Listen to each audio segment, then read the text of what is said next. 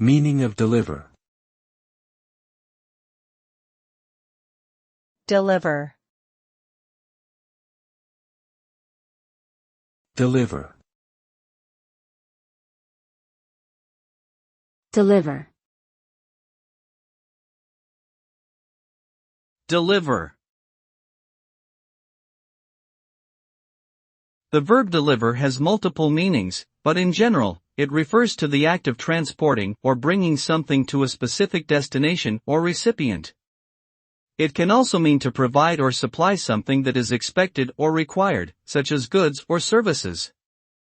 The result of delivering usually involves successfully fulfilling a task or obligation, meeting someone's expectations, or satisfying a demand. For example, a package being delivered to the correct address, a speech delivering an important message effectively, or a company delivering high-quality products to its customers.